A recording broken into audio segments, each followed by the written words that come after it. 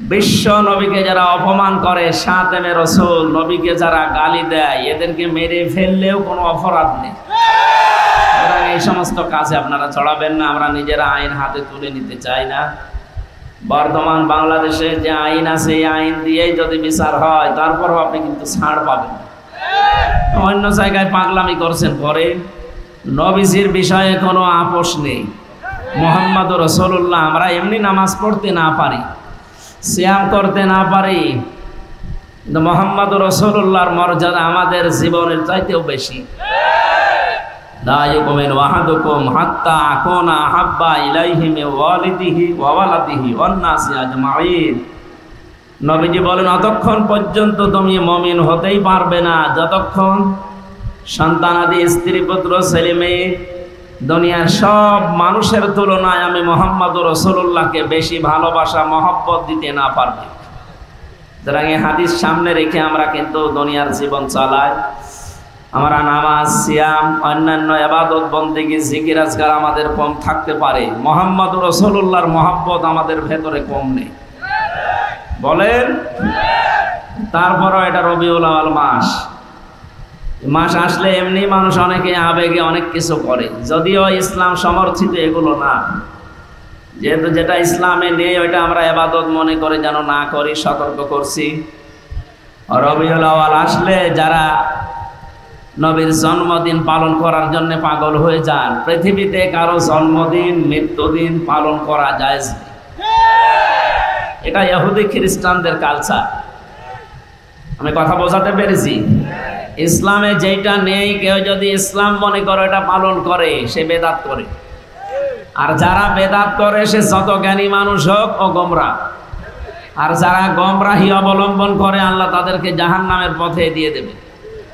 এজন্য আমরা যেহেতু সচেতন মানুষ, জীবন চলে যাবে, তারপরও ইসলামে আমরা যেন কিছু না ঢোকাই। যতটুকু ভালোবাসা, মহব্বত সাহাবায়ে কেরাম দিয়েছেন, তামাম রংপুর না, তামাম পৃথিবীর মানুষ মিলে একজন সাহাবীর ভালোবাসা নবীকে দিতে পারবো আমরা? ওনারা যা করেছে, ওনারা আমাদের আদর্শ, মডেল, নমুনা। ওইটা দেখে দেখে আমরা বিশ্ব নবীর মহব্বত, ভালোবাসা চালাবো ইনশাআল্লাহ। রবিউল আউয়ালে যারা শুধু জন্মদিন পালন করার জন্য এই যে 63 দিন অনুষ্ঠান চলছে, কোথায় পেয়েছেন এগুলো? যদিও আপনাদের রংপুর, রাজশাহী এই সমস্ত বিভাগে এগুলো কম, এই চট্টগ্রাম, সিলেটে ওরে বাবা কি মহব্বতে দেয়।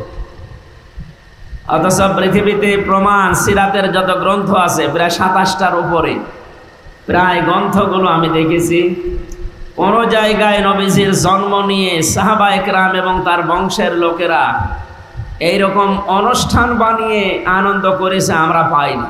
হ্যাঁ, দুইজন চাচা আনন্দ করেছিল, একজন আবু লাহাব আর একজন আবু তালেব। এই দুইজনেই নবীর জন্মে খুব খুশি ছিল, কিন্তু নবীর আদর্শে তারা খুশি ছিল না। এক কথা বুঝতেছেন?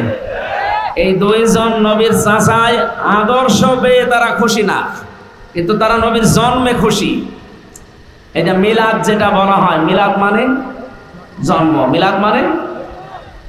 এই দুইজন চাচার পড়া জীবনে পড়েন, দেখবেন এরা এত খুশি ছিল নবীর জন্ম পেয়ে, নিজেদের বাড়ির কাজের মেয়ে, কেনা কাজের মেয়ে, এখন তো আমরা টাকা দিয়ে ভাড়া করে নিয়ে আসি, আরো সময় কিনে নেওয়া ছিল। মানুষ বেচা কিনা হয়তো গরু ছাগলের মতো, বাজার থেকে কাজের মহিলা কিনে বাড়িতে রেখেছিল আবু লাহাব, সোয়াইবিয়া। এই মহিলা এসে যখন আবু লাহাবকে জানিয়েছে যে নেতা, মালিক, আপনার মরা ভাইয়ের সন্তান হয়েছে, খুব সুন্দর। এই লোকটা এত বেশি খুশি, আবেগে, আনন্দে এই দুই আঙ্গুল দিয়ে বলেছিল, যা করে আমি আজাদ করে দিলাম। আল্লাহ খুশি হয়েছিলেন এই কাজটায়, কারণ নবীজির জন্য দুনিয়াতে কেউ কিছু করলে আল্লাহ এটা নষ্ট করে না, তার যদি ঈমান নাও থাকে। কথা বুঝতেছে? পৃথিবীর এইটা প্রমাণ আছে যে নবীর জন্য যা যে করবে ওইটা আল্লাহ ফেরত দেয় না, কারণ আল্লাহ নিজে মুহাম্মদুর রাসূলুল্লাহ আশিক। সুবহানাল্লাহ বলতে পারেন না? এই যে বালাগাল উলা বিকামালিহি আমরা পড়ি অনেকে। শেখ সাদি রহমতুল্লাহ আলাইহি 120 বছর দুনিয়ায় বেঁচে ছিলেন। তিনি 30 বছর এই পৃথিবীতে লেখাপড়া করেছিলেন, 30টা বছর। জন্মের পর থেকে 30 বছর পর্যন্ত একাধারে তিনি লেখাপড়ায় কাটিয়েছেন, পড়াশোনা। বাকি 30 বছর তিনি শুধু ভ্রমণ করেছিলেন তামাম দুনিয়া। বাকি 30 বছর তিনি 2টা কিতাব লিখেছিলেন, একটা গোরস্থান আর একটা বস্থা। এই 2টা কিতাবের ভেতরে শেষের 30 বছর চিন্তা করলেন, জীবনে বহু কিছু লিখেছি, মোহাম্মদ রাসূলুল্লাহকে নিয়ে আমি কিছু লিখতে পারি না। উনি যখন একটা কবিতা লিখছিলেন রাতের বেলা, বালাগাল উলা বি কামালিহি কাশাফাত দুজা বি জামালিহি হাসানাত জামিউ খিসালিহি, এ পর্যন্ত লেখার পরে তার কলম বন্ধ হয়ে গেছে। তাহাজ্জুদের নামাজ আদায় করে জায়নামাজে তিনি ঘুমিয়ে গেলেন। স্বপ্নের ভেতরে মোহাম্মদ রাসূলুল্লাহ এসে ডাক দিয়ে বলে, সাদি, চিন্তা কিসের? এখানে একটা মাসলা বের, আপনারা শুনতেছেন? এই যে এত বড় একজন বুজুর্গ মানুষ শেখ সাদি রহমতুল্লাহ আলাইহি, নাম শোনেননি? উনি নবীজিকে তাহাজ্জুদের নামাজের নামাজের পাটিতে ঘুমন্ত অবস্থায় স্বপ্ন দেখেছি। কি অবস্থায় বলেন? পৃথিবীর এই চর্মচক দিয়ে নবীজিকে জেগে থাকা অবস্থায় দেখা সম্ভব না। কিন্তু আজ 2-3 দিন একটা বিষয় নিয়ে বিতর্ক চলছে। বাংলাদেশের একজন নাম করা আলেম ছিলেন, কিন্তু বাতিলের পাঁচাটা গোলাম, ফরিদউদ্দিন মাসুদ। এই লোকটা আকীদা পেশ করেছে যে আমি জীবিত অবস্থায় রাসূলকে দেখেছি। নাউজুবিল্লাহ। এটা কোনো মুমিনের আকীদা না, এটা ভ্রান্ত আকীদায় আছে। ও যদি তাওবা না করে ও মুশরিক। কথা বলছেন না? হযরত শেখ সাদি ঘুমের ভেতরে তিনি বললেন, হে রাসূল, আমার চিন্তার বিষয়ে জীবনে বহু কিছু লিখেছি, কোনোদিন আমার কলম থেমে যায়নি। আজকে আপনাকে আমি লিখতে গিয়ে 3য় লাইনে আমার কলম থেমে গিয়েছে, আর মনে আসে না যে কি লিখবো, মিলাতে পারি না। নবীজি স্বপ্নের ভেতরে ডাক দিলেন, সাদি, কলমটা হাতে নাও, আর আমি যা বলি এটা লিখে নাও। বলো তো কি কি লিখেছিলে তুমি? হযরত শেখ সাদি ঘুমের ভেতরে নবীজিকে শোনালেন, বালাগাল উলা বিকামালিহি কাশাফাত দুজা বিজামালিহি হাসানাত জামিউ খিসালিহি। নবীজি বললেন, লেখো সাল্লু আলাইহি ওয়া আলিহি। বলে বলেন মারহাবা। এই লোকটার এই যে কবিতা, এটা দরুদ শরীফ না, এটা কবিতা। কিন্তু এটা এত বেশি প্রসিদ্ধি লাভ করেছে তাম দুনিয়ায়, শুধু বাংলাদেশ না, পাকিস্তান, ভারতে না, বহু দেশে আল্লাহ আমাকে নিয়েছে। বড় বড় আলেম যারা ইসলামিক স্কলার, দেখি বক্তব্যের শুরুতে কয়েকটা লাইন আগে জনগণের সামনে বলে নেয়, যদিও এর ভেতর অনেক সুন্দর সুন্দর কথা আছে। এই লোকটার 120 বছরের জীবনের মাত্র এই একটা লাইন আল্লাহ পাক এত বেশি পছন্দ করেছিলেন নবীজির কারণে। কার কারণে বলেন? বলেন। এই জন্য মানুষের জীবনের কখন কোন কাজটা কবুল হয়ে যায়, নবীজির জন্য দুনিয়ায় যে যা করেছে আল্লাহ, কাফের হলেও নষ্ট করেনি। এটা আবু লাহাব, একটা কাফের, ওর নামে আল্লাহ কোরআনে সূরা দিয়েছেন, আয়াত নাযিল করেছেন, কিন্তু তার এই কাজটাকে আল্লাহ নষ্ট করেননি। যে 2টা আঙ্গুল দিয়ে ওই ইশারা দিয়ে নবীর জন্মে খুশি হয়ে নিজের কাজের মহিলাকে আজাদ করে দিয়েছিল, কিয়ামত পর্যন্ত ওকে আল্লাহ শাস্তি দেবে কবরে, এইটা ফাইনাল। কিন্তু এই 2টা আঙ্গুল মুখের ভেতরে সোমবারের দিন যেদিন নবীজি এসেছিলেন, মুখের ভেতরে একটু যদি চোষা মারে একটু আনন্দ পায়। সুবহানাল্লাহ বলতে পারেন না? একটা কাফেরের এই কাজকে আল্লাহ নষ্ট করেননি নবীর জন্য। কার জন্যে? আর একটা আবু তালেব, এই লোকটার কাজও আল্লাহ নষ্ট করেনি, এত খুশি হয়েছিল নবীর জন্মে। কিন্তু আদর্শের কথা যখনই বলতে গেছে না, তখন উনি আর মানতে চান না। হ্যাঁ, তাকে পাহারা দিয়েছিলেন, ছোটবেলা থেকে জীবন দিয়ে পাহারা দিয়েছিলেন। কাফেররা যখন তাকে চাপ দিয়েছিল, আজকেও বিশ্বের দিকে তাকান, ইসলামের সঠিক কথাগুলো যারা তুলে ধরতে চায় তাদেরকে অনেকে চাপ দেয়, হুমকি ধামকি দেয়, পারে না। তাদের পরিবারকে ব্ল্যাকমেল করে, পারে না। তাদের যারা সমর্থন করে, সাপোর্ট দেয়, তাদের পেছনে যারা আছে তাদেরকে পর্যন্ত চাপ দেওয়া হয়। ওই সময় আবু তালিব যেহেতু নেতা, কুরাইশ নেতা, আশপাশের যারা আরো ছোটখাটো নেতা আছে তাদের সবচেয়ে বড় নেতা ছিল। এসে ডাক দিয়ে বলেছে, আবু তালিব, তোমাকে আমরা মান্য করে চলি, কিন্তু তোমার ভাতিজা নতুন অনেক ধর্মের আবিষ্কার করে যা আরম্ভ করেছে, থামতে বলো, নয়তো আমাদের হাতে তুলে দাও। আবু তালিব বাড়িতে গেলেন, নবীজিকে ডাক দিয়ে বললেন, মুহাম্মদ, ভাতিজা আমার, কাফেররা এসেছিল তোমাকে তাদের হাতে তুলে দিতে বলে, অপশন দিয়েছে কয়েকটা। যদি দুনিয়ার সবচেয়ে বেশি সুন্দরী মহিলা চাও, এই পুরো আরব জাহানে তোমাকে তারা বিয়ে দিয়ে দেবে।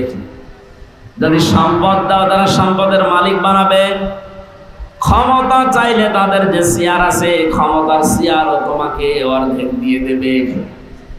কিন্তু শুধু একটা কথা জানিয়েছে, তুমি যে নতুন ধর্ম প্রকাশ করো, প্রচার করো, এইটা বন্ধ করে দেওয়া লাগবে, আর নয়তো তাদের হাতে তোমাকে তুলে দেওয়া লাগবে। বিশ্বনবী ওই সময় চাচার কাছে দাঁড়িয়ে যে কথা বলেছিলেন, চাচা কাফের, কিন্তু তার মনে কথাটা এত বেশি আসর করেছিল, লেগেছিল। ডাক দিয়ে বলে, চাচা আমার, তারা আমাকে তাদের হাতে তুলে দিতে বলে। যারা যে সমস্ত জিনিস দেওয়ার ঘোষণা দিয়ে গেল, ওইগুলো তো দেওয়া সম্ভব। যেটা দেওয়া সম্ভব না, আকাশের চাঁদ যদি আমার বাম হাতে দেয়, সূর্য যদি আমার ডান হাতে এনে দেয়, এরপর আমি মুহাম্মদ ঘোষণা দিলাম যে ধর্ম আমি প্রচার করছি, আমার আল্লাহ আমাকে নির্দেশ দিয়েছে, 1 সেকেন্ডের জন্য সেটা প্রচার করা, বন্ধ করা আমার জন্য সম্ভব না। বলেন সুবহানাল্লাহ। এই সময় আবু তালিব, এই লোকটা নবীজির এই কথা শোনার পরে এত বেশি আবেগ আপ্লুত হয়েছিলেন, বিশ্বনবীর মাথায় হাত দিয়ে বলে, ভাতিজা মুহাম্মদ, তুমি যা আদিষ্ট হও সব প্রচার করো, আমি তোমাকে কথা দিচ্ছি, কবরের মাটিতে শোয়ার আগে তোমার পেছন আমি ছাড়বো না। ধরে বলো সুবহানাল্লাহ। তারা কিন্তু খুশি ছিল, দুইজনের জীবনীতেই পেয়েছি, তারা জন্মে খুব খুশি, মিলাদে। কিন্তু যখনই নবীজি তাদের সামনে আদর্শ প্রচার করলেন, আবু তালিবের সামনে যখন বলেছিলেন, আমি আবি তালিব লা ইলাহা ইল্লাল্লাহ হাজ্জুল লাকা ইনদাল্লাহি ইয়াউমাল কিয়ামাহ, রাহুল বুখারী। হে চাচা, আপনারে জোরে বলতে হবে না, শুধু আমার কানের কাছে মুখ নিয়ে আস্তে করে ঘোষণা দেন যে লা ইলাহা ইল্লাল্লাহ। রিসালাতের ঘোষণাটা লাগবে না, যেহেতু আমি নিজেই মুহাম্মদুর রাসূলুল্লাহ, ওটা আমি নিয়ে নিলাম। শুধুমাত্র আল্লাহর একাত্মবাদের বিষয়টা আমার শোনান, কানের কাছে মুখ নিয়ে বলেন। পাশে যারা নেতা ছিল, আবু লাহাব, আবু সুফিয়ান, আবু জেহেল, এরা বলেছে, নেতা পড়বা, এতদিন পর্যন্ত বাপদাদার ধর্ম মেনে চললা, এখন যদি ভাতিজার এই নতুন ধর্ম গ্রহণ করো, মরণের পরে মানুষ তোমার নামে বদনাম করবে, তোমার কাপুরুষ বলবে, ভীরু বলবে, উল্টা পাল্টা কথা ছড়াবে। লোকটা আর পড়ে না। নবীজির মন খারাপ হয়ে গিয়েছিল, চিন্তা করলেন কি হয়ে গেল, সারাটা জীবন আমাকে গলে পিঠে করে, কাকে করে, নিজের সন্তান আলীকে পাত্তা দিত না, আমি মুহাম্মদুর রাসূলুল্লাহকে বুকে নিয়ে ঘুমাতো। আমার দাদা 8 বছর বয়সে ইন্তেকালের সময় চাচার হাতে আমারে তুলে দিয়ে গেছে, এখনো পর্যন্ত আমি মুহাম্মদের চাচার আন্ডারে থাকি, অথচ আজকে আমার চাচা জাহান্নামী হয়ে যাচ্ছে। তিনি মন খারাপ করলেন। ফেরেশতা জিবরাইল সূরা কসসের 56 নম্বর আয়াতটা নিয়ে হাজির হয়ে গেলেন, হে নবী, ইন্নাকা লা তাহদি মান আহবাবতা ওয়ালাকিন্নাল্লাহা ইয়াহদি মাইয়াশা।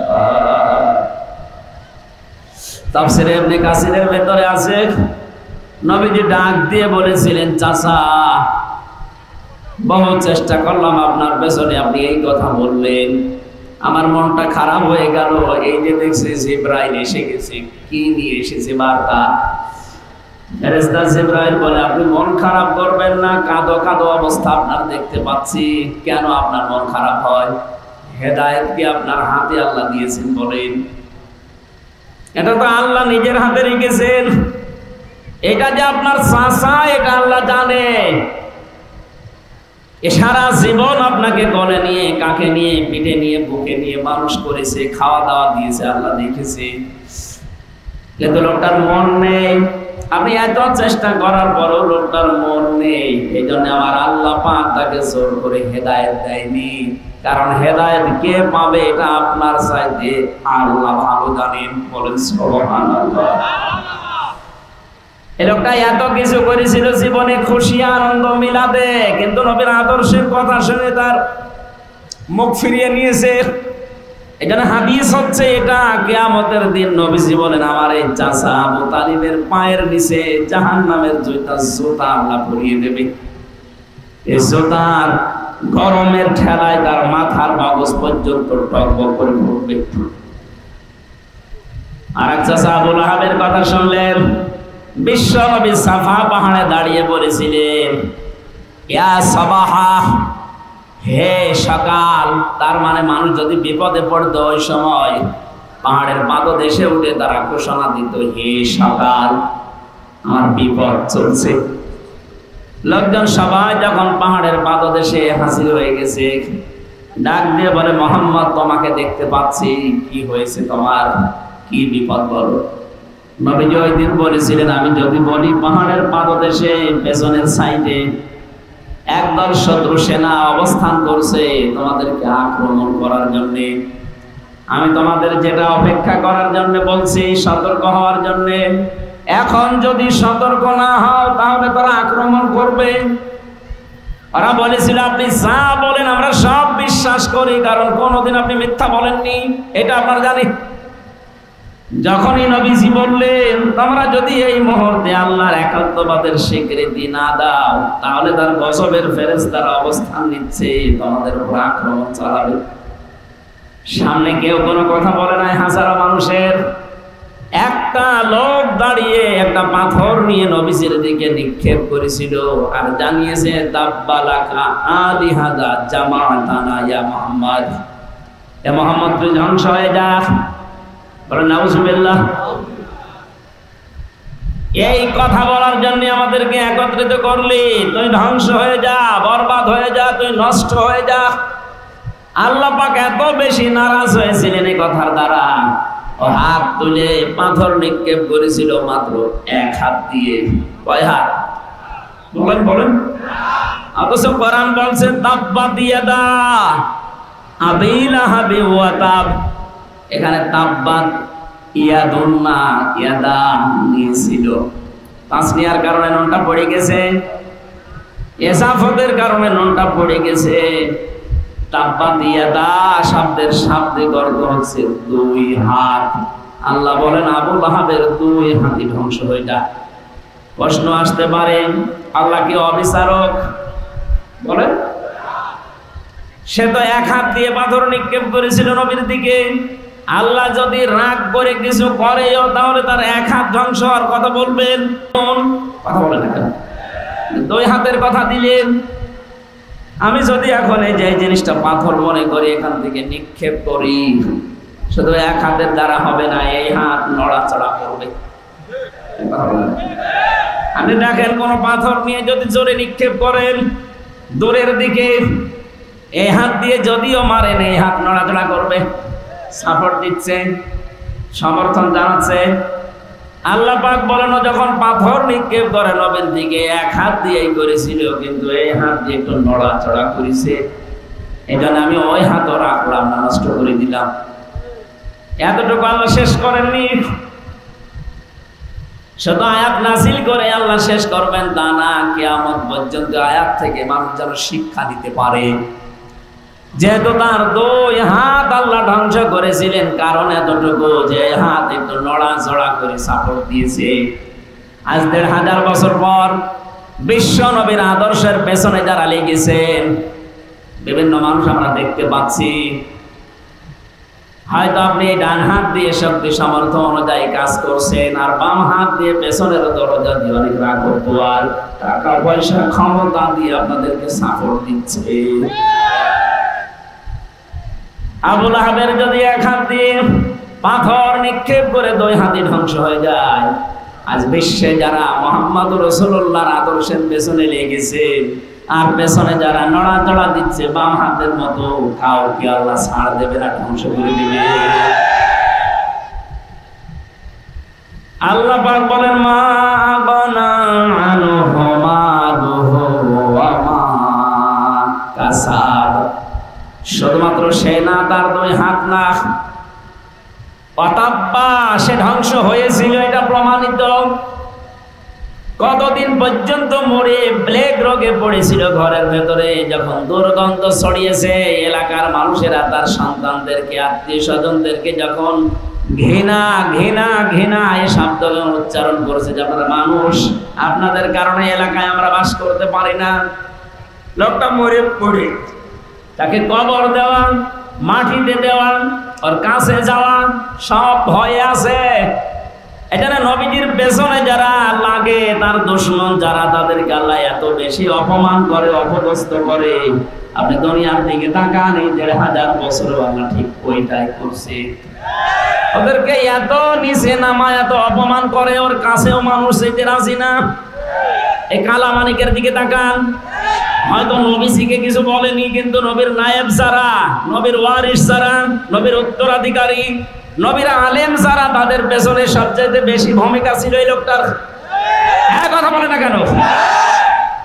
এবং হাসানুর রহিনুর, রাশেদ খান মেননের, এই শয়তানরা আর যাই করুক, আলেমদের পেছনে লাগার ১ নাম্বার উস্তাদ ছিল। আল্লাহ এদের অপমানও বেশি করিস। আর উপরে ঠিকঠাক ভেতরে সদরঘাট যারা ছিল, উপরে আলেমদের সাথে ভালো ব্যবহার করতো, আর ভেতরে গোড়া কেটে দিত। তার ভেতরে হাউ আঙ্কেল একজন, ছোট হুজুর যা পিসকে হুজুর, ওইটা আমার সাথে ছিল ছেলে, ও আমারে বলছিল, হামজা ভাই এই হাউ আঙ্কেল উপরে উপরে আমরা দেখি অনেক ভালো মানুষ, ব্যবহার ভালো করতো। রিমান্ডে আমারে যখন নিয়েছে, হাতির ঝিলে রাত 12:30টার সময় আমারে নিয়ে গেল। দুই দিকে রাস্তা ব্লক করা, 12:30 একটাই। আমার পুরা পোশাক খুলেছে, হাতে আমার সিগারেট লাগিয়েছে, আর একটা অর্ধ উলঙ্গ মেয়ে লোক কোথা থেকে যেন নিয়ে এসে আমার পাশে দাঁড় করিয়ে ছবি তুলছে। যারা যারা আছে আমার সামনে, পুলিশের কনস্টেবল এসআই যারা, ওরা বলছে এটা সকালবেলা ইন্টারনেটে দিয়ে দেব, মানুষকে জানবে দেশের মানুষ যে হুজুর কত খারাপ। এত অসহায় মনে হচ্ছিল নিজেকে। এমনিতেই তো আমি ছোট মানুষদের তুলনায়, আমার বয়স বেশি, কিন্তু আমি তো সাইজে ছোট। যে মেয়ে লোককে নিয়ে এসেছে তার মাজা পর্যন্ত, আমি এত লম্বা মেয়ে লোক, আর আমি তো মাত্র 2 হাতের বেশি না, আমারই মাজা পর্যন্ত। এক এসআইকে ডাক দিয়ে বললাম, ভাই আপনারা যা করছেন এটা কি হারুন সাহেব জানেন? জানেন আমারে? উনি তো করাচ্ছে।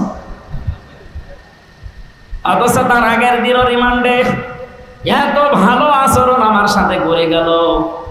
মাওলানা সাইদি সাহেব, মাওলানা মামুনুল হক, এমনকি আমির হামজা, এই সমস্ত নাম নিয়ে বেশ ভালো ভালো কথা বলছিল আমার মুখ থেকে কিছু বের করার জন্য। অথচ আজকে নাকি আচরণগুলো সব তার নির্দেশে হচ্ছে। চোখের পানি ফেলে দিয়ে বললাম, মাবুদ আমি আর যাই হয়ে তোমার নবীর ওয়ারিস। আজকে যা করলো তুমি তো দেখলে, কালকে নাকি ওরা ইন্টারনেটে দেবে। যা যা করেছে আল্লাহ, তুমি যদি সত্যি এগুলো দেখতেছো, আমার বিশ্বাস তুমি ওর সাথে এরকম করবে। খেলা করে না? হ্যাঁ বলেন বলেন।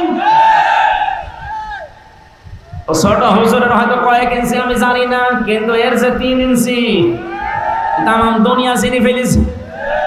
অনেক মহিলারা এখন জিকির করছে 3 ইঞ্চি 3 ইঞ্চি।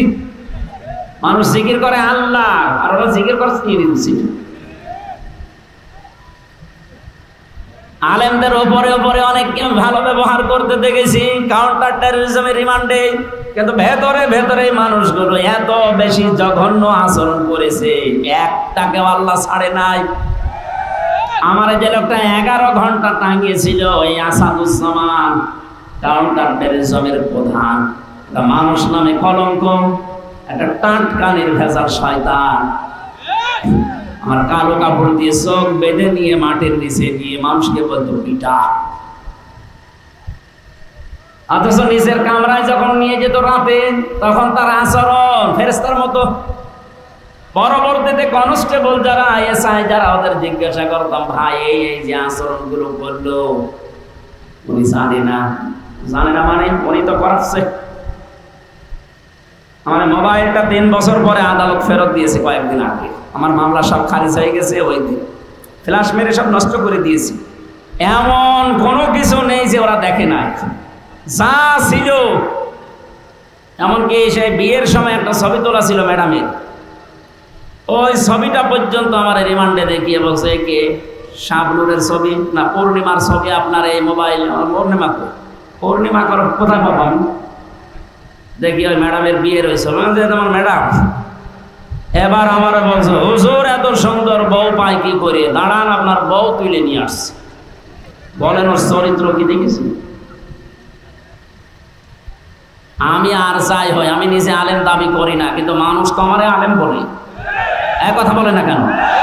দেশের শিক্ষা ব্যবস্থা অনুযায়ী অন্তত আমার সার্টিফিকেট আছে, আমি কামেল করেছি ফেকা নিয়ে, আমি অনার্স মাস্টার্স করেছি কোরআন নিয়ে। এই হিসাবে মানুষ আমাকে এই দেশের সার্টিফিকেট অনুযায়ী আলেম বলে।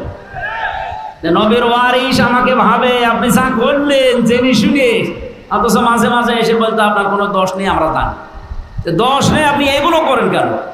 সাধারণ যেভাবে আচরণ করেন মানুষের সাথে ওইরকম করেন, জেলে দিয়ে দেন, জেলে থাকা অত ঝামেলা না। কিন্তু আমরা রেখেছিল যে ফাঁসির কন্টেম সেলের ভিতর 24 ঘন্টা তালা লাগিয়ে রাখ, এদিকে 2.5 হাত এদিকে 3.5 হাত, মনে হচ্ছে কবরে আছে।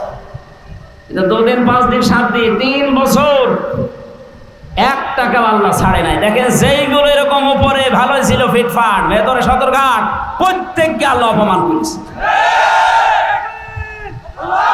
অন্তর্বর্তীকালীন সরকার আসার পরে দেখি ওদেরকে সব ওএসডি করেছে। শুধু ওএসডি না, ওদের এখন যা অবস্থা। সেদিন আমার মামলার রায় হওয়ার দিন আমি আদালতে দাঁড়িয়ে কল দিয়েছিলাম মামলার আয়োগের যে, এতদিন ওরা আমি স্যার বলতাম, এখন দেখো উল্টো করে আমার স্যার বলছে। স্যার আপনি কল দিয়েছেন, আলহামদুলিল্লাহ, আপনি জীবনে যেন আর আমার নামে কিছু বললেন না। বললেন না মানে ধরা পড়ার পরে আমার বাবার কাছ থেকে 10 লাখ টাকা নিয়েছিস, বলবে যে হুজুরের নামে আমরা আর মামলা দেব না, টাকা দিন। আমার বাবা একেবারে হন্তদন্ত হয়ে তাড়াতাড়ি করে 8 লাখ পাঠিয়েছে। বললি যে মামলা দেব না, নাই তো 50টা মামলা দেব। কথা ঠিক রাখেনি, টাকাও নিল আর একটা মামলাও দিল, আবার রিমান্ডেও নিল। এদের যে চরিত্র, এরা যা করেছিল উপরে উপরে আর ভেতরে যা করেছে, জঙ্গি নাটক সাজিয়ে মনিরুল আমার নামে এই মামলা দিয়ে এমন এমন কাজ করেছিল, মনে করেছিল এর দ্বারা বাংলাদেশ জামাতে ইসলামী এবং ছাত্র শিবিরকে এদেশের এবং বাইরের দেশে মানুষের কাছে একে কালার করে দেব। আল্লাহ পুরা উল্টিয়ে দিয়েছে। জামাত আর শিবিরে দেশে এখন যে জঙ্গি না, এটাতে মানুষের সঙ্গী, এটা প্রমাণ হয়ে গেছে। ডক্টর শফিকুল ইসলাম মাসুদ মাদ্দাজিল্লুহুল আলী বড় ভাই ঘোষণা দিয়েছে, এদেশে যদি ইসলাম উপরে উঠতে পারে, ক্ষমতায় যেতে পারে, জঙ্গি মুক্ত রাষ্ট্র আমরা উপহার দেব। ওদের এখন গাত্রদাহ শুরু হয়ে গেছে। এই আবার কোন কোন মন্ত্র পড়ছে, তোমরা যেটা দিয়ে উল্টা পাল্টা রিপোর্ট তৈরি করে বাইরের দেশকে দেখিয়ে যে না এদেশ কোরআনের হাতে দেওয়া যাবে না, এদেশে জঙ্গি আছে, ওরাটা নাটক বানিয়ে মঞ্চস্থ করতে সব এখন উল্টিয়ে গেছে। বাইরের যত দেশ এখন সবাই প্রমাণ পাচ্ছে না এদেশে যারা ইসলামপন্থী এই মানুষগুলো জঙ্গি না, এদেরকে জঙ্গির ট্যাগ লাগানো হয়। ট্যাগ লাগায় কারা? যারা আসল জঙ্গি। কথা বলেন। জঙ্গির নামে যে লোকটার ফাঁসি দিয়েছেন নাটক করে আব্দুর রহমান শায়েখ, এই লোকটা আপনাদেরই আত্মীয়, আমি নাম নিলাম না, কথা বলছে না কেন? এই জন্য আমার কথা ছিল, আপনার যে মাল সম্পদ, আপনার যে রায়, আপনার যে সমর্থন, হয়তো ডাইরেক্ট অনেকে নবীর বিরুদ্ধে, নবীর ওয়ারিসদের বিরুদ্ধে কিছু করে না, পেছনের লাইন দিয়ে অনেকে সাপোর্ট দেয়, তাদেরকেও আল্লাহ ছাড়ে নাই। কারণ এই আয়াত আল্লাহ ১৫০০ বছর আগে দিয়েছে, কিয়ামত পর্যন্ত ছাড়বেও না। সায়াসলা নারং যাতা লাহাব, অতি শীঘ্রই আমি তাকে লেলিহান আগুনে প্রবেশ করাবো। অমরাত, তার স্ত্রীকেও, কারণ তার স্ত্রীও নবীর বিরুদ্ধে ছিল। এখান থেকে প্রমাণ হয় যে সমস্ত মেয়ে কাজ তার স্বামীরা নবীজির বিরুদ্ধে, ইসলামের বিরুদ্ধে, আর বউগুলো মেয়েগুলো ইসলামের বিরুদ্ধে অবস্থান নিয়ে স্বামীকে সাপোর্ট করছে, তাদেরকেও স্বামীর সাথে জাহান্নামে দেওয়া হবে। এই জন্য বিবেক আপনার আছে, আপনি তার গরু ছাগল না। এটা শুনছেন, পাল্টাবেন নিজেকে। আমরা আসল কথায় আসি, আমরা শুধু নবীর মিলাদে জন্মে আমরা খুশি না, আমরা নবীর আদর্শে খুশি। কারণ জন্ম নিয়ে, মিলাদ নিয়ে যারাই খুশি আমরা দেখতে পাচ্ছি তারা সব জাহান্নামী। কথা বলেন ঠিক কিনা? আর দুইজন চাচার কথা জানি, একজন হামজা আর একজন আব্বাস। এই দুইজন আপন চাচা, কিন্তু তারা শুধু জন্মের সময় খুশি ছিল না, তারা খুশি ছিল, আনন্দ করেছে নবীর আদর্শ পেয়ে। এ কথা বলেন না কেন? তারা এত বেশি খুশি হয়েছিল নবীর আদর্শে। হামজা এই লোকটা তীর ধনুক চালানোর উস্তাদ ছিল, পশু পাখি শিকার করতে বের হতো।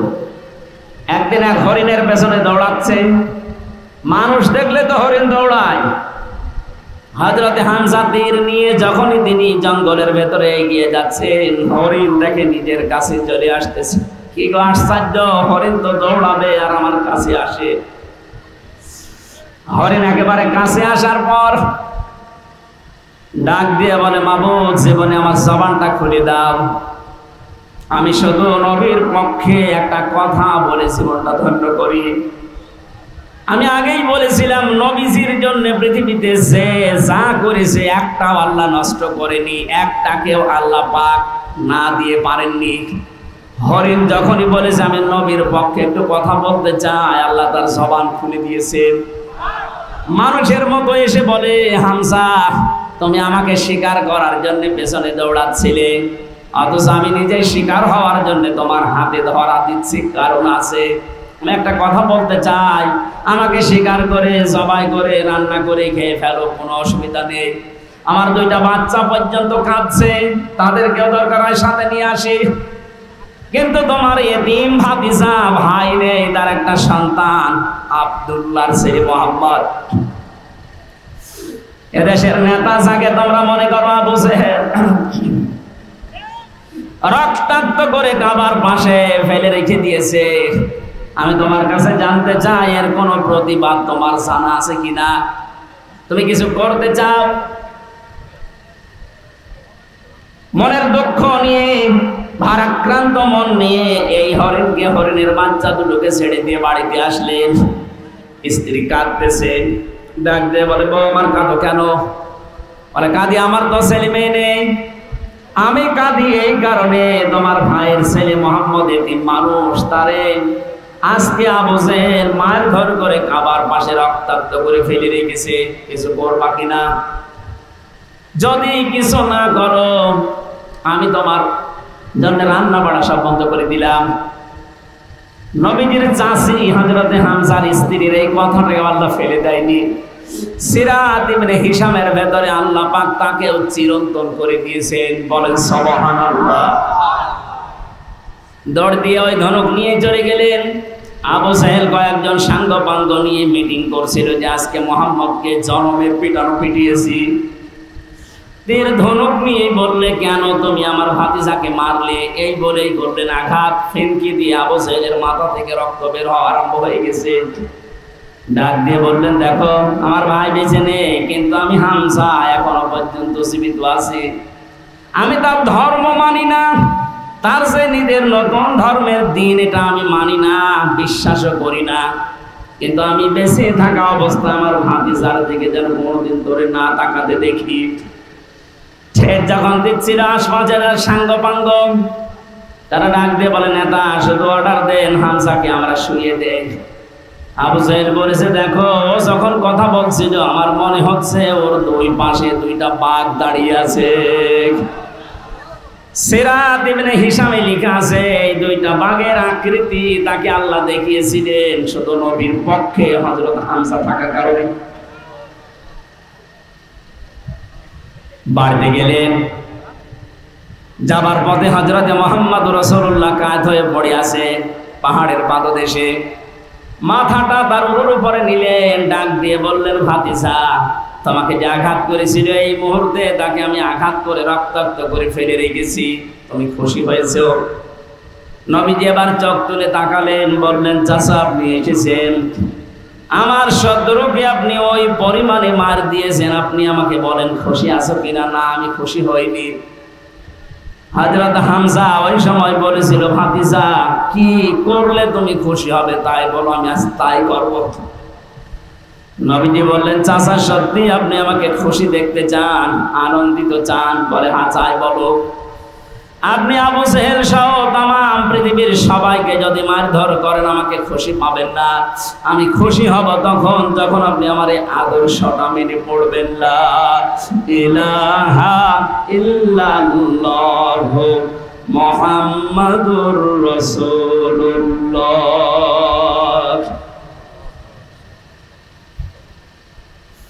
হযরত হামজা ওই দিন বলেছিল, তোমাকে আজকে খুশি করার জন্য এহানো কাজ নিয়ে আমি করব না, এই মুহূর্তে তোমার সাথে আমি ঘোষণা দিয়ে দিলাম।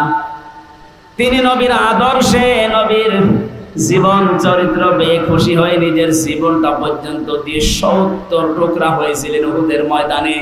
তারপর নবীর আদর্শ ছাড়েন নাই। আল্লাহ পাক খুশি হয়ে আয়াত নাযিল করেছেন কোরআনে, রাদিয়াল্লাহু আনহুম ওয়া রাদু আন যালিকা লিমান খাশিয়া রাব্বা। এটা সাহাবায়ে কেরামের জন্য। হযরত হামজা সাহাবী ছিলেন না? কথা বলেন। তাহলে আমরা দুইজন চাচার কথা জেনেছি, তারা মিলাদে খুশি ছিল, আদর্শে খুশি না। দুইজনে জাহান্নামী, আবু তালেব আর আবু লাহাব। অপর দুইজন চাচা হযরতে হামজা, হযরত আব্বাস, এ দুইজন শুধু তারা জন্মে মিলাদে খুশি হয়নি, তারা আদর্শ পেয়ে খুশি হয়ে গেছে, আনন্দ করেছে, নিজের জীবন পর্যন্ত বিলিয়ে দিয়েছে। আল্লাহ দুইজনকে জান্নাত দিয়ে দিয়েছে। আজকে রবিউল আউয়াল মাসে আমরা সিদ্ধান্ত নিতে চাই, বিশ্ব নবী মুহাম্মদুর রাসূলুল্লাহ শুধু মিলাদ পড়ে খেজুরি জিলাপিকে আমরা শেষ করব না। তার 40 থেকে 63 এই 23 বছরের জীবনী পুরাটা আমাদের জীবনে বাস্তবায়ন করে আমরা আনন্দ করব।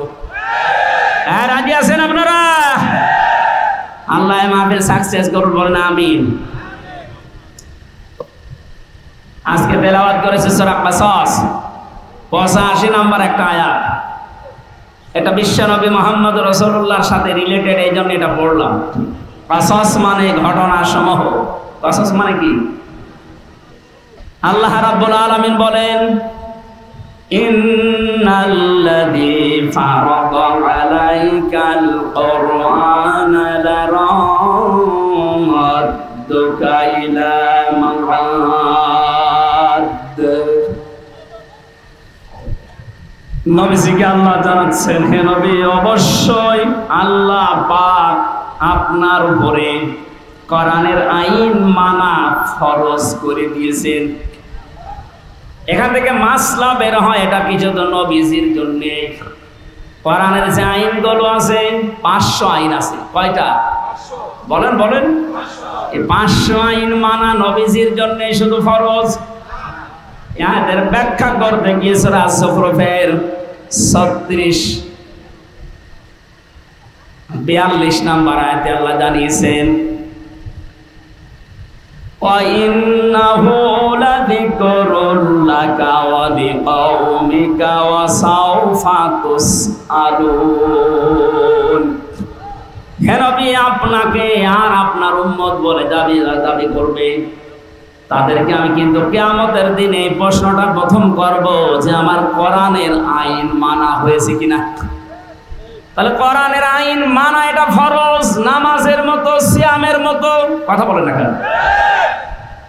যেটা ফরজ কাজ, ফারাজুন শব্দ আল্লাহ নিজে দিলেন কোরআনে। ইন্নাল্লাযী ফারাদা, আল্লাহ কিন্তু কাঁটা বাঁধেননি যে লিখে দিলাম না, ফারাজ আমি ফরজ করে দিলাম। আলাইকাল কোরআনা, আপনার প্রতি আমার কোরআনের যে নিয়ম নীতিগুলো নাযিল হয় এটা ব্যক্তি, পরিবার, সমাজ আর রাষ্ট্রে মানা এটা ফরজ। এটা কি? ৯৬% মুসলমান আমরা এই দেশে বাস করি। কোরআনে কারিমের প্রচার করো, এই যে শব্দটা আল্লাহ পাক বলেন কোরআন প্রচার করো। ওয়াযাক্কির ফাইন্নায যিকরা তানফাউল মুমিনিন। হে নবী, আপনি কোরআনের আলোচনা করেন, কোরআন প্রচার করেন, এটা মুমিন যারা তাদের উপকার হবে। এ বিধানটা কার? আরো জোরে বলেন। অথচ 15.5 বছর এ কোরআন প্রচার করো এ আদেশ মানতে গিয়ে এ মোস্তফা সাহেবের মতো মানুষেরা বহু মানুষের সাথে বার্গেনিং করা লেগেছে। আমি তো রংপুরে জেল থেকে বের হওয়ার পরে কয়েকটা অনুষ্ঠানে এসেছিলাম। ওই আগস্টের 5 তারিখে ইনি একজন মেয়র রানিং তখন, তারপরও যারা দায়িত্বে ছিল ওই সময় ওই সমস্ত মানুষের সাথে বার্গেনিং করা লেগেছে ৯৬% মুসলমানের দেশে। কেন আমি কোরআন প্রচারের এই অনুষ্ঠানে বাধা দেবেন বলেন? ওরা জবাব দিতে পারেনি। এই যে সাক্ষী বসে আছে, জিজ্ঞাসা করেন, পুলিশ কমিশনের কাছে পর্যন্ত ওনার বার্গেনিং করা লেগেছে। অথচ কোরআন প্রচার করা এই নির্দেশ আল্লাহর, আইন কার? বলেন বলেন। এই আইনটা মানা তো তার জন্য ফরজ ছিল, কিন্তু নিজের চেয়ার ঠিক রাখতে গিয়ে, জালেমের তোষামত করতে গিয়ে, জালেমের স্বপ্ন পূরণ করতে গিয়ে তারা কোরআনে পর্যন্ত বাধা দিয়েছে। আল্লাহ পুরাটা উল্টিয়ে দিয়েছে আজ। সুতরাং কোরআনের আইন মানা ফরজ। আমার মনে হয় উনি যেহেতু কোরআন হাদিস পড়ে, কোরআন প্রচার হবে, প্রসার হবে, মানুষ জানবে, শুনবে, মানবে। এটা নফল না, এটা ফরজ। আজকের এই আয়োজনে হাজার হাজার টাকা খরচ এমনি খেলা করার জন্য না। লক্ষ মানুষের ভেতরে একটা মানুষও যদি মন মানসিকতা পরিবর্তন হয়ে আল্লাহর বিধানের দিকে ঘুরে আসে, যত মানুষ এই অনুষ্ঠানে টাকা দিয়েছেন প্রত্যেকের টাকা ওসমানের মতো কবুল হয়ে যাবে। নবীজিকে আল্লাহ জানিয়েছেন আমার কোরআনের আইন মানা ফরজ। যত আইন আছে সব না কয়েকটা? বলেন বলেন। তাহলে কোরআন প্রচার করা, প্রসার করা, কায়েম করা, এর জন্য অর্থ খরচ করা, সময় দেওয়া। আজকে গুরুত্বপূর্ণ সময়গুলো, টাকাগুলো সব আমরা খরচ করছি এইটাই, কারণ আমাদের নির্দেশ যে আপনি প্রচার করেন, প্রসার করেন, কায়েম করেন। কারণ 3টা জায়গায় যদি কেউ অর্থ খরচ করে ওই টাকার হিসাব আল্লাহ কিয়ামতে নেবেন না। 1 নম্বরে কোরআন প্রচারে যদি কারো টাকা পয়সা খরচ হয়, আজকের কোরআন এই প্রচারের অনুষ্ঠানে যদি আপনার 10টা টাকাও খরচ হয়, কিয়ামতে ওই 10 টাকার হিসাব দেওয়া লাগবে না। বলেন মারহাবা। 2 নম্বরে এই পৃথিবীতে কোনো মানুষ যদি জিহাদের ময়দানে কাজ করে, তার পেছনে যদি আপনি খরচ করেন, যেতে পারেন না, তাকে সাহায্য করেন, ওই টাকার হিসাব দেওয়া লাগবে না। 3 নম্বরে যদি আপনার পরিবারস্থ লোকদের জন্য, বিশেষ করে যাদের সাথে রক্তের সম্পর্কগুলো আছে, এদের পেছনে যদি আপনার টাকা খরচ হয়, ওই টাকার হিসাব দেওয়া লাগবে না। এখানে মাসলা আসে, আজ অনেকে কৃপণ এত বেশি পরিবারস্থ লোকদের জন্য খরচ করতে চান না। না, এটা উচিত না। আপনার টাকার যখন হিসাব দেওয়া লাগবে না, তখন পরিবারস্থ লোকদের বিনোদন দেওয়ার জন্য বিশাল টেলিভিশন কিনে দেবেন। শরীয়তের ভেতর থেকে যতটুকু বিনোদন দেওয়া যায় অতটুকুর জন্য যদি আপনি তার জন্য টাকা খরচ করেন, এটা মনে করেন ওয়াইফাই লাইন নিয়েছেন, ইন্টারনেট, প্রতি মাসে 1000 টাকা বিল দেওয়া লাগে। আপনি যদি দেখেন আপনার ছেলে মেয়ে, আপনার বউ এই ইন্টারনেট ফ্রি থাকার কারণে মাসে প্রতিদিন এখান থেকে কোরআনের নির্দেশগুলো নামায়, নবীদের হাদিসগুলো ওখান থেকে নামিয়ে পড়ে, এরকম পরিবেশ যদি আপনি তৈরি করে ইন্টারনেটটা নেন, ওয়াইফাই লাইন নেন, যত টাকা এর পেছনে খরচ করবেন এই টাকার হিসাব দিন, প্রচারে কায়েম হয়ে যাবে, হিসাব দেওয়া লাগবে না। কিন্তু পরিবেশ তৈরি না করে যদি ওয়াইফাই লাইন নিয়ে দেখেন আপনার মেয়ে, আপনার ছেলে উলঙ্গ নাচ দেখছে, আপনার তো ডবল সওয়াব হবে। এজন্য পরিবেশটা তৈরি করা লাগবে। আমি যে কথা বোঝাতে চাচ্ছিলাম, কোরআনের আইন মানা যেহেতু ফরজ, আমাদের এখন থেকে জীবনের টার্গেট থাকা লাগবে, আমি যাই করি না কেন কোরআন এদেশে কায়েম হবে, এদেশে কোরআনের আইন চলবে, এটা আমার জীবনের প্রথম কাজ আমি বানিয়ে নেব। যদি কেউ রাজনীতি মনে করেন, হ্যাঁ এটাই রাজনীতি, কারণ বিশ্ব নবী এইটা কায়েম করার জন্য 27টা যুদ্ধে তিনি নিজে নেতৃত্ব দিয়েছেন, আর 87টা গাজওয়া সারওয়া জিহাদ এগুলোর তিনি মানুষকে দিয়ে পরিচালিত করেছিলেন মাত্র 13 বছরে। কয় বছরে বলেন বলেন? মক্কায় যে 53 বছরে এক থেকে ছিলেন তখন তো কিছু করতে পারেননি, বুঝেছেন? ওখান থেকে যে মদিনায় গেলেন 53 বছর বয়সে, মাত্র 10টা বছর মদিনায় ছিলেন।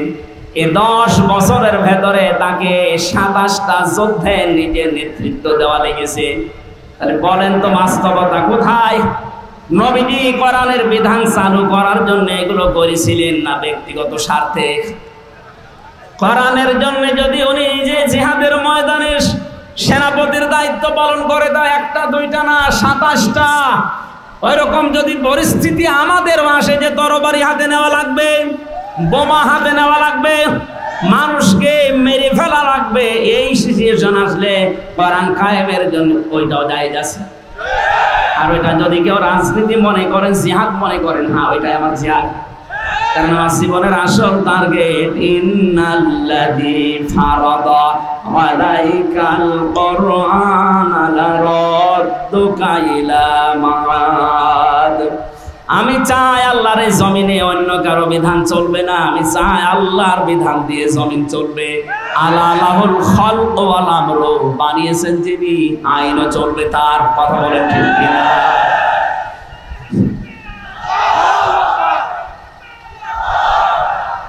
এবার আসেন দ্বিতীয় শব্দে, লারাদ্দুকা।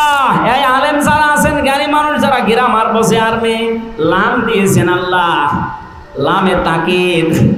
আল্লাহ বলেন লারাদ্দুকা ইলা মাআদ। হে নবী, এটা কায়েম করতে গিয়ে আজকে আপনি অসহায় হয়ে পড়েছেন, কেউ আপনার পাশে নেই, শুধু একজন মানুষ আপনাকে সাপোর্ট করছে, বন্ধুদের ভেতরে হযরত আবু বকর। লারাদ্দুকা ইলা মাআদ, আপনাকে আজ ওরা যেখান থেকে তাড়িয়ে দিচ্ছে, এই জায়গায় আমি আল্লাহ আপনাকে আবার ফেরত নিয়ে আসবো বীরের বেশে। 1500 বছর আগের এই কথা আমার মনে হয় 2014 সালের 5 আগস্টে আল্লাহ বাস্তবে দেখিয়েছেন।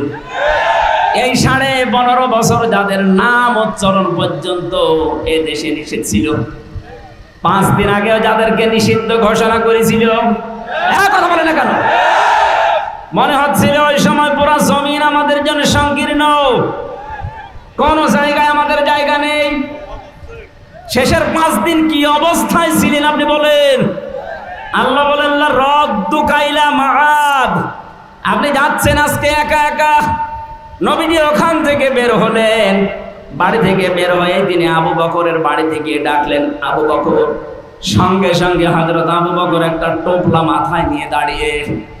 নবীজি বলেছিলেন তুমি কি ঘুমিয়েছিলে না? একটা ডাক দিলাম তাও আস্তে করে চলে আসলে মানে।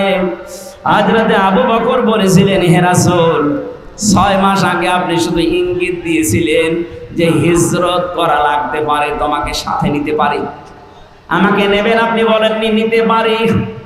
এ পর্যন্ত শোনার পরে আজ 6 মাস আমি প্রস্তুতি নিয়ে আছি, টোপলা টোপলে যা আছে বেঁধে আমি দরজার সাথে এটা লাগিয়ে হেলান দিয়ে ঘুমিয়ে পড়ি, না জানি কখন এসে আপনি আমার আদর্শকে বিদায় করার জন্য 15.5 বছর বহু চেষ্টা চালিয়েছে। কথা বলেন না কেন? নবীর শিক্ষাকে মাইনাস করেছে। কি সুন্দর একটা হেরা গুহা, এই যে গারে সোর আবু বকরের এই যে কাহিনীটা আমাদের 3-4 পড়াতো, কি নাস্তিকরা আসলে 15.5 বছরে ওইটা মাইনাস করে দিয়েছে। তারা নবীর একটা কথা মানার জন্য 6 মাস ঘুমায় না, হেলান দিয়ে ঘুমায়।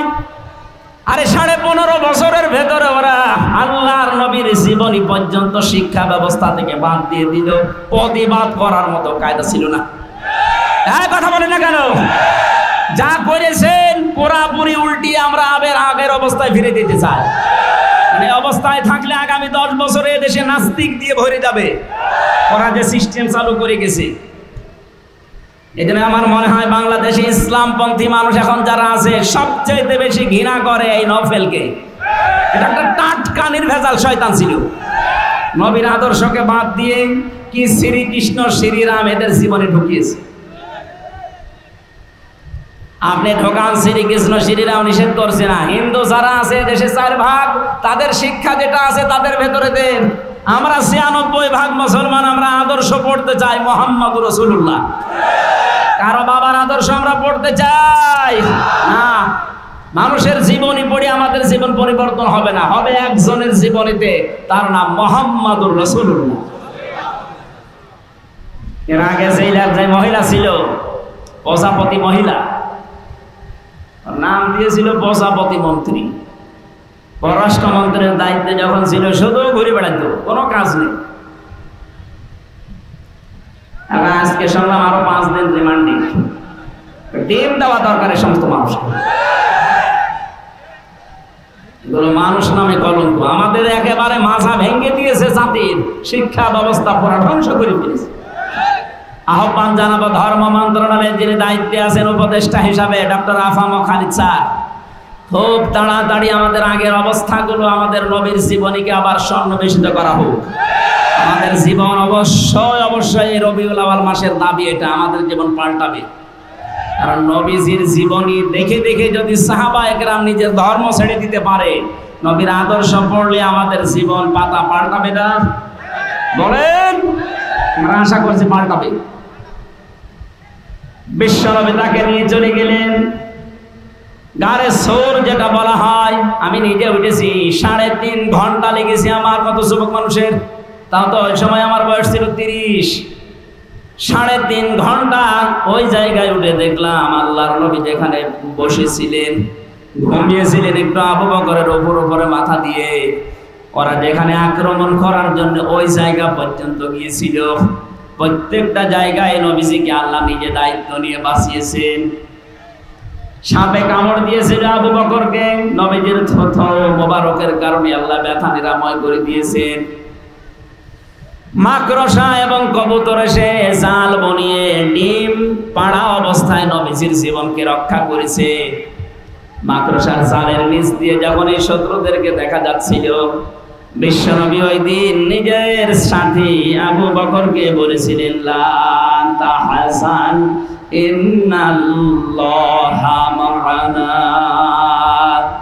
হে আমার সাথী, পাহাড়ের সাথে ভয় পাবেন না, আমরা 2 জন না, ওরা যদিও অনেক মানুষের পা আমরা দেখতে পাচ্ছি, আমরা 2 জন না, আমাদের সাথে মহান আল্লাহ আছেন। বিপদের এই কঠিন মুহূর্তে নবীজির এই কথাকে শোনার পরে আল্লাহ এত বেশি খুশি হয়েছিলেন, তাদেরকে ধোঁকা দিয়ে বোকা বানিয়ে ওখান থেকে আল্লাহ সব ফেরত পাঠিয়েছেন। কষ্ট করে করে নবীজি ওখান থেকে মদিনায় যাচ্ছিলেন, কিন্তু 5 ছেঁচাড় দিতে দিতে যায়, দেখে হযরত আবু বকর। তিনি ডাক দিয়ে বলেন, আবু বকর, পায়ে কি ব্যথা? সাপে কামড় দিয়েছিল, এই জন্য কি পায়ে ব্যথা পেয়েছো? পায়ে আমার ছেঁচড় দাও কেন? হযরত আবু বকর বলে, ইয়া রাসূলুল্লাহ, সাপে কাটার যন্ত্রণা তো ওই সময় শেষ হয়ে গেছে, কিন্তু আপনি যখন সামনে দিয়ে হেঁটে যাচ্ছিলেন, পেছনে আমি যখন হেঁটে হেঁটে যাই, দেখলাম আপনার পায়ের ছাপ মাটিতে, বালি মাটিতে পড়তে পড়তে যাচ্ছে পাহাড়ি এলাকায়। আমি আবুল হাবকে চিনি, অত আবুল হাকাম মানুষের পায়ের চিহ্ন পর্যন্ত দেখে বলে দিতে পারে এটা কার ছেলে, কখন হেঁটে গেছে। হয়তো কিছুক্ষণ পরে সকালবেলা এই রাস্তা দিয়ে যেতে যেতে দেখে যে আমরা হেঁটে গেছি, আমাদের ধরে ফেলবে। এই জন্য পা ছেঁচড় দেয় যেন আপনার পায়ের দাগগুলো মুছতে মুছতে যায়। গেলেন মদিনাতে, 10টা বছর অবস্থান করলেন। আজকে তিনি আর সাধারণ মানুষ নেই, যাওয়ার সময় নিয়ে গিয়েছেন কয়জন? আরো জোরে বলেন বলেন। এবার আসার সময় আসতেছেন 10,000 সাহাবী নিয়ে, প্রত্যেকের হাতে তরবারি। আমার তো মনে হচ্ছে 5 তারিখে, এর আগে যে 5 দিন আগে মাত্র 1 তারিখে নিষিদ্ধ ঘোষণা করেছিল, 5 তারিখে 5 দিনে এই দেশে 100 জনের 58 জন মানুষ ইসলামপন্থী হয়ে গেছে। কয়েকদিন আগের জরিপ বলছি দেশে 100 জনের 58 জন মানুষ এখন চাচ্ছে যে দেশটা ইসলাম দিয়ে চলুক। আপনি যেতে দেন এভাবে কয়েকদিন দেখবেন দেশে 100 জনের 100 জন মানুষই বলবে যে আমরা ইসলাম দিয়ে দেশ চালাতে চাই। আর ইসলাম দিয়ে চললে টাকা পাচার হবে না, বেগম পাড়া হবে না। হ্যাঁ, কথা বলে না কেন? কেউ খেয়ে থাকবে, কেউ নিয়ে খেয়ে থাকবে না। ইসলাম আসলে সবাই সমান। নিজের দায়িত্ব নিয়ে যাকাতের টাকাগুলো গরিবের বাড়িতে আপনি দিয়ে আসবেন। যাকাত নেওয়ার জন্য মানুষ দলে দলে পালে পালে আপনার বাড়িতে এসে পিষে মরবে না। নিজের দায়িত্ব থেকে আপনি নিচে দিয়ে আসবেন। অনেকে মনে মনে করে যে ইসলাম যদি এসে যায় তখন আমি যে লাল পানি খাই, আমি যে একটু ডাল খাই, আমি যে একটু বাবা খাই, আমি যে আকিস বিড়ি খাই, আসিস বিড়ি খাই, কি হবে? এগুলোর কি হবে শোনেন। ইসলাম যদি সত্যি দেশে কায়েম হয়ে যায়, এই যে মেয়র সাহেব যদি এখন বিড়ি খায় কি আমি জানি না, খায় না, আকিস বিড়ি বা আসিস বিড়ি যাই খায়, মসজিদের ভেতরে যদি প্রবেশ করে পুরা মসজিদটা আল্লাহর রহমত দিয়ে ছায়া দেওয়া। এই জন্য মসজিদে উনি প্রবেশ করলেই বলে আল্লাহুম্মা আফতাহ লি আবওয়াবা রহমাতিক, হে আল্লাহ তোমার রহমতের দরজা সব আমার জন্য খুলে দাও। একথা বলে না? একথা বলে না কেন? তার মানে মসজিদ হচ্ছে রহমতের জায়গা। পৃথিবীতে কেউ যদি আল্লাহর রহমত পেতে চায়, দয়া চায়, তাহলে তার মসজিদে চাওয়াই লাগবে, মাস্ট বি। রহমতের জায়গা মসজিদ ছাড়া দুনিয়ায় নেই। কিন্তু কোন মানুষ যদি পৃথিবীতে গজব চায়, জেনা ব্যভিচার যেখানে হয়, যেখানে মানবতার লুণ্ঠন হয়, মানুষের অধিকার নষ্ট করা হয়, ওই জায়গায় যেন সে যায়। আমার মনে হয় যারা মানবতাকে ধ্বংস করার জন্য, ইসলামকে বিদায় করার জন্য যারা সলা পরামর্শ করেছিল, যে সমস্ত বাড়িতে বসে বসে, যে সমস্ত ঘরে বসে বসে আপনি তাকান তাদের দিকে, ওই মানুষগুলোর জায়গা, বাড়ি, ঘর এখন সব অভিশপ্ত হয়ে গেছে। এই কথা বোঝার চেষ্টা করেন। আমি তো আমার কুষ্টিয়ার কথা বলছি। আলেমদের বিরুদ্ধে সবচাইতে বেশি জঘন্যতম শত্রু হিসাবে কাজ করেছিল যারা, আমি নাম নিয়ে বলছি, এই হানিফ আর ইনু। 5 তারিখের বিকাল আসতে দেরি, ওদের বাড়ির ইট পর্যন্ত মানুষ খুলে নিয়ে চলে গেছে। কারণ কি? ওটা গজবের জায়গা। ওখানে বসে বসে আলেমদের বিরুদ্ধে, ইসলামের বিরুদ্ধে ওরা সলা পরামর্শ করত। আল্লাহর নবী মুহাম্মদুর রাসূলুল্লাহ সাল্লাল্লাহু আলাইহি ওয়াসাল্লাম আজকে তিনি আর একা আসতেছেন না, সাথে আছে 10,000 এবং প্রত্যেকের হাতে খোলা তরবারি। কাবা শরীফ পাওয়ার কিছু দূর আগে নবীজি তাঁবু টাঙালেন রাতের বেলা।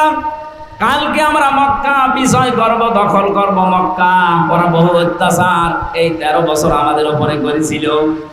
যাদেরকে ওরা হাত কেটে দিয়েছে, পা কেটে দিয়েছে, সেই আম্মার, ইয়াসির, বেলাল, খাবায়েব, খব্বাব সব আজকে সাথে এসেছে।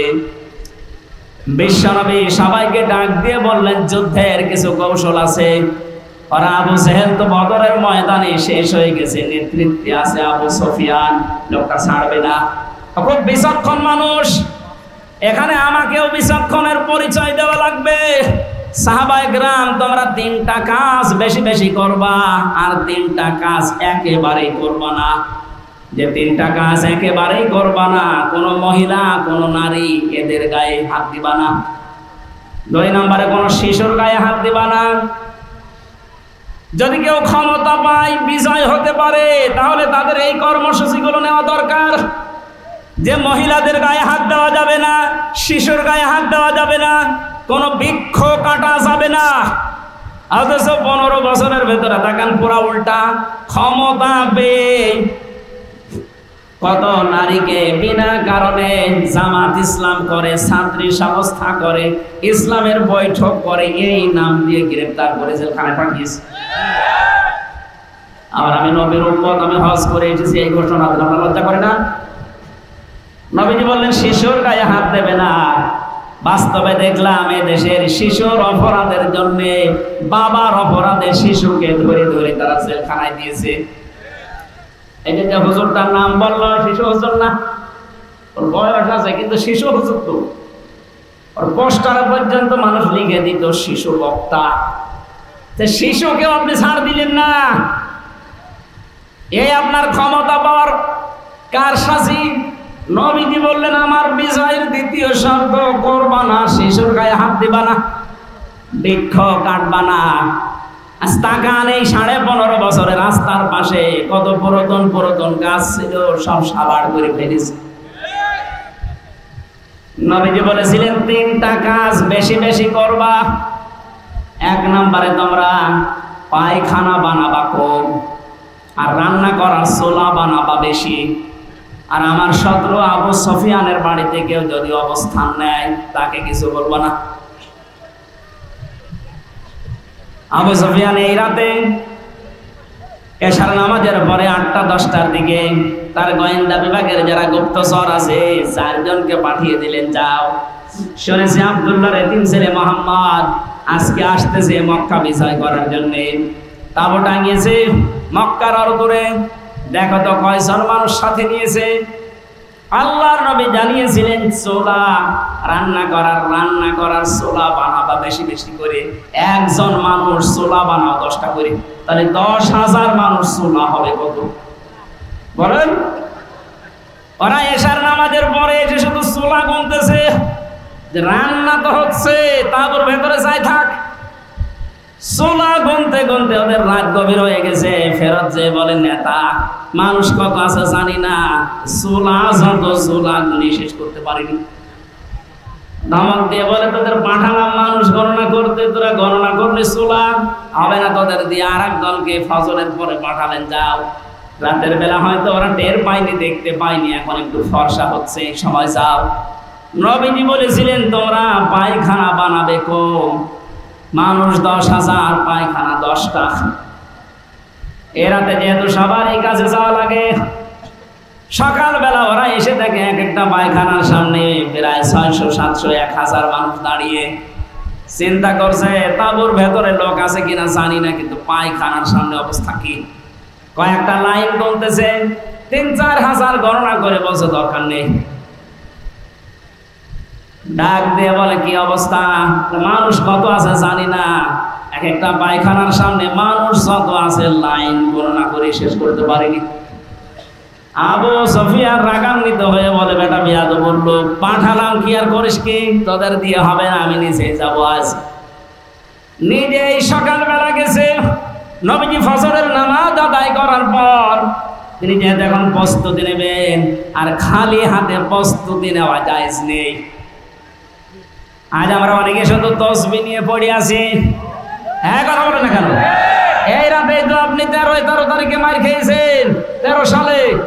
যদি ওই সময় শুধু তসবিহ না নিয়ে তসবির সাথে আরো কিছু নিতেন, মারতে আসলে আরো ওদের 10টা মারলে 5টা পড়তো। নিজে পাহাড়ের পাদদেশে দাঁড়িয়ে দৃশ্য দেখে নবীজি 10,000 সাহাবীকে দরবারে দিয়ে দাঁড় করিয়ে রেখেছে। সূর্যের আলো লাগতেছে, চিক চিক করে আলো জ্বলে। মনের অজান্তে কথা তার মুখ দিয়ে বের হয়ে গেছে, আহ কি সুন্দর দৃশ্য লাগছে। গিয়েছে একজন সাথে নিয়ে, আজকে এসেছে 1000 মানুষ নিয়ে। পেছনে তাকিয়ে দেখেন নবীর আপন চাচা হযরত আব্বাস। ডাক দিয়ে বলে, আব্বাস তাকাও তোমার ভাতিজার দিকে। আজকের এই দৃশ্য দেখে মনে হচ্ছে তোমার ভাতিজা বিশাল বাদশা হয়ে গেছে। হযরত আব্বাস বলছে, আবু সুফিয়ান তোমার চোখ তোমাকে ধোঁকা দিচ্ছে। ভালো করে চোখ মোচন করে আবার খুলে দেখো, এর নাম বাদশাহী না, এর নাম নবুয়ত। এর নাম যদি বাদশাহী হতো তাহলে আজকে তোমার আবু সুফিয়ানের কল্লাটা মাথার উপরে থাকতো না, এ ঘাট থেকে আলাদা হয়ে যেত। তরবারি দেখতে পাচ্ছ ঠিক, কিন্তু এর নাম বাদশাহী না, এর নাম নবুয়ত। আমার মনে হয় 1500 বছর পর 5 তারিখের মে মাসে, আগস্ট মাসের পরে যা দৃশ্য আমরা অন্যান্য দলের পক্ষ থেকে পেয়েছিলাম, যে যেখানে পারে অনেকে লুটপাট আরম্ভ করেছিল, চাঁদাবাজি আরম্ভ করেছিল। একটা মানুষকে দেখলাম, তিনি সবচেয়ে বেশি নির্যাতিত হয়েছিলেন এই 15.5 বছরে। তারও তো ক্ষমতা ছিল, তারও লক্ষ লক্ষ মানুষ ছিল দেশে। তিনি ঘোষণা দিলেন, না, আজকের এই দিনে আমি কাউকে কিছু বলবো না, সবাইকে সাধারণ ক্ষমা ঘোষণা করে দিলাম। আমি শুধু বলার জন্য বলছি তা না, বাস্তবের সাথে মিলে যাচ্ছে তাই বলছি। ওনার আদর্শটা রাসূলের কাছ থেকে নেওয়া, কথা বলেন ঠিক কিনা? সব গোসল পাতার মতো কাঁপছিল। নবীজি বললেন, লা তাসরিবা আলাইকুমুল ইয়াউম, কোনো ভয় নেই, চিন্তা নেই। আমার ভাই ইউসুফ যেভাবে মাফ করে দিয়েছিল, আজকে তোমাদের প্রতি আমার কোনো ক্ষোভ নেই, অনুরাগ নেই, সব আমি আল্লাহর জন্য তোমাদেরকে মাফ করে দিলাম। আজকে এই দৃশ্যটা আরম্ভ হয়েছে আগস্টের 5 তারিখ থেকে। এজন্য 1 মাস আর 16 দিনে এদেশের 35 জন মানুষ চাইতো ইসলাম কায়েম হোক। গত বর্ষ দিনের রিপোর্ট, এদেশে এখন 100 জনের 58 জন মানুষ চাচ্ছে ইসলাম এদেশে চলে আসুক। শুধুমাত্র এই উদারতার কারণে আল্লাহ জানিয়েছিলেন, নবী আপনাকে আমি দিচ্ছি ঠিক, আবু বকরকে সাথে নিয়ে যান, ফেরত আসবেন, আমি গ্যারান্টি দিলাম, একা একা না, আপনি বিজয় বেশে ফেরত আসবেন। আল্লাহ পাক নবীর রিসালাতের রবিউল আউয়াল মাসে তার চরিত্র থেকে যে কথাগুলো আমরা শুনেছি, বাস্তবে যেহেতু মিলে যাচ্ছে অনেকের জীবনের সাথে, বাকিটা তিনি কোরআন দিয়ে পুরো আরব জাহান চালিয়েছেন। ওইটাও আমরা পুরো বাংলাদেশকে দেখতে চাই। বলেন আমিন।